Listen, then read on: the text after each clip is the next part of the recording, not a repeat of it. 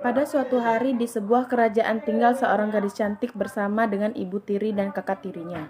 Sang gadis tersebut bernama Cinderella. Ia tinggal bersama ibu tiri dan kakak tirinya karena ayah dan ibu kandung Cinderella sudah meninggal. Ibu tiri dan kakak tirinya tidak pernah menyayangi Cinderella. Ia selalu diminta untuk membersihkan rumah, melipat pakaian, membersihkan gudang, dan lain-lain. Perilaku yang diterima oleh Cinderella sangat membuat ia sedih. Tetapi ia harus mencoba untuk bersabar karena ia melakukan ini semua hanya untuk orang tua kandungnya. Hidup Cinderella tidak pernah berjalan dengan baik. Kakak tirinya selalu mengejek Cinderella dengan perkataan yang tidak baik. Sampai pada suatu saat, ketika ada seorang pengawal dari kerajaan memberitahu kepada masyarakat di desa tersebut bahwa sang pangeran sedang mencari pendamping hidupnya. Mendengar berita tersebut, ibu dan kakak tirinya langsung bersemangat mencari-cari baju yang bagus dan pantas dipakai untuk pergi ke pesta di istana tersebut. Cinderella pun ingin ikut bersama ibu dan kakak tirinya. Namun mereka tidak membiarkan Cinderella pergi dan mereka memaksa Cinderella untuk tinggal di rumah dan membersihkan segala kotoran. Cinderella pun sedih, ia menangis di kamarnya. Ia berpikir bahwa jika ada ayahnya di sini, ia pasti bisa pergi ke istana dan bertemu dengan sang pangeran. Sampai ketika ada peri yang menghampiri Cinderella dan bertanya mengapa ia menangis. Lalu Cinderella berkata bahwa ia ingin pergi ke istana untuk bertemu dengan sang pangeran. Lalu sang peri meminta Cinderella untuk mencari 4 ekor tikus dan 2 ekor kadal. Setelah mendapat apa yang diminta Cinderella, memberikan 4 ekor tikus dan 2 ekor kadal kepada sang peri, kemudian sang peri menyulapnya menjadi 4 ekor kuda dan 2 orang pengawal. Sebelum Cinderella pergi, sang peri berkata bahwa ia tidak boleh pulang lebih dari jam 12 malam. Maka dengan senang hati Cinderella pergi ke istana. Sesampai di istana, semua orang memandangi Cinderella. Ia begitu cantik dan anggun sehingga sang pangeran menanyakan kepada Cinderella, "Putri cantik, apakah engkau mau berdansa denganku?" Lalu Cinderella menjawab, "Tentu pangeran," dan mereka berdua berdansa. Kesenangan Cinderella harus tertunda dahulu karena ketika ia melihat jam bahwa jam sudah hampir menunjukkan pukul 12 malam, sehingga ia harus kembali ke rumahnya dan berkata kepada pangeran, "Pangeran, aku harus pergi, sampai jumpa." Dan Cinderella pun berlari kencang keluar istana dan sesaat sepatu yang ia pakai pun terlepas dan Cinderella menghiraukannya. Sang pangeran pun mendapatkan sepatu Cinderella itu dan meminta kepada para pengawal untuk mencari Cinderella, pemilik sepatu tersebut. Sesampainya di desa Cinderella tinggal, para pengawal mencari pemilik sepatu tersebut. Lalu kakak tiri Cinderella tersebut memaksakan agar sepatu tersebut masuk ke dalam kakinya, tetapi pada saat ia berjalan, ia merintih kesakitan. Para pengawal melihat Cinderella dan meminta Cinderella untuk mencoba sepatu tersebut, dan sepatu tersebut pas dipakai Cinderella. Para pengawal pun meminta Cinderella untuk ikut ke istana. Lalu sesampainya di istana, ia bertemu dengan sang pangeran dan sang pangeran meminta Cinderella untuk menjadi pendamping hidupnya. Dan kemudian mereka menikah dan hidup bahagia selamanya. Tentang Ande Lumut. Pada zaman dahulu, di daerah Jawa Timur, ada 2 kerajaan, yaitu Kerajaan Jenggala dengan Kerajaan Kediri. Kedua kerajaan ini ingin dipersatukan dengan cara menikahkan Raden Panji Asmara dengan Dewi Sekar. Tidak lama setelah pernikahan itu berlangsung, kerajaan Raden Panji diserang oleh kerajaan lain dan mengakibatkan Dewi Sekar dan Raden Panji harus berpisah. Dewi Sekar tersesat di sebuah desa dan bertemu dengan Nyai Intan, seorang janda kaya yang memiliki 3 anak, yaitu kelenting merah, kelenting hijau, dan kelenting biru. Lalu Dewi Sekar diangkat anak dan diberi nama kelenting kuning. Setelah Raden Panji memenangkan peperangan, ia berniat untuk mencari istrinya, Dewi Sekar. Lalu Raden Panji menyamar sebagai Ande Lumut dan bertemu dengan Borondo, seorang janda tua yang baik hati. Lalu Ande Lumut melakukan sayembara, yaitu ia mencari seorang gadis dan akan dijadikan istri. Berita sayembara itu telah sampai di telinga ketiga anaknya Intan, tak terkecuali kelenting kuning.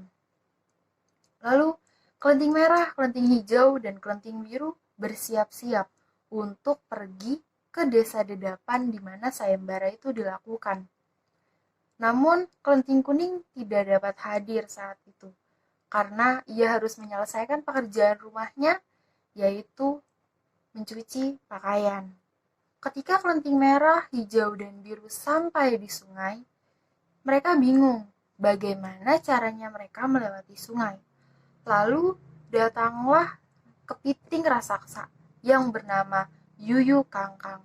Yuyu Kangkang ini mendekati ketiga kelenting ini dan berkata, "Aku akan membantumu untuk melewati sungai ini, namun dengan satu syarat, yaitu kalian harus menciumku satu persatu."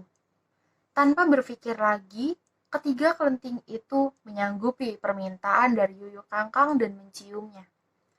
Saat sampai di desa di depan, mereka ditolak oleh ande-ande lumut dengan alasan mereka telah mencium Yuyu Kangkang.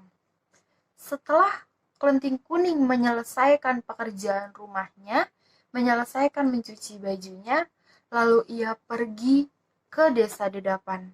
Saat sampai di sungai, Yuyu Kangkang mendatangi kelenting kuning dan berkata, sama seperti yang dikatakan kepada kelenting hijau, biru, dan merah.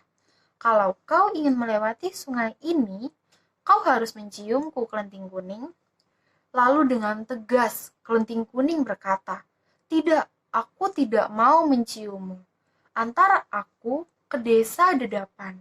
Kalau tidak mau, akan kupukul kau dengan tali ajaib yang aku punya." Karena kelenting kuning memberikan ancaman kepada Yuyu Kangkang, maka Yuyu Kangkang menyanggupi permintaan kelenting kuning tanpa memberikan syarat. Saat sampai di desa dedapan, kelenting kuning disambut oleh ande-ande lumut dan berkata, "Ini yang aku cari, gadis yang tidak mau mencium Yuyu Kangkang," dan menolaknya. Lalu kelenting merah, kelenting biru, dan kelenting hijau terkejut. "Loh, mengapa dia? Apakah kami kurang cantik?" "Tidak, kalian cantik. Namun, kalian menyanggupi persyaratan dari Yuyu Kangkang tanpa ada protes." Lalu, akhirnya, ande-ande lumut dan kelenting kuning menikah, dan mereka membuka penyamaran mereka. Ande-ande lumut membuka penyamarannya, yaitu Raden Panji Asmara, dan kelenting kuning membuka penyamarannya, yaitu Dewi Sekar. Lalu mereka hidup bahagia berdua. Perbandingan cerita rakyat ande-ande lumut dan Cinderella. Cerita rakyat ande-ande lumut dan Cinderella tidak terlalu berbeda. Keduanya memiliki kesamaan, menceritakan tentang seorang gadis yang cantik namun sengsara. Ia memiliki ibu tiri yang sangat jahat kepada sang gadis tersebut.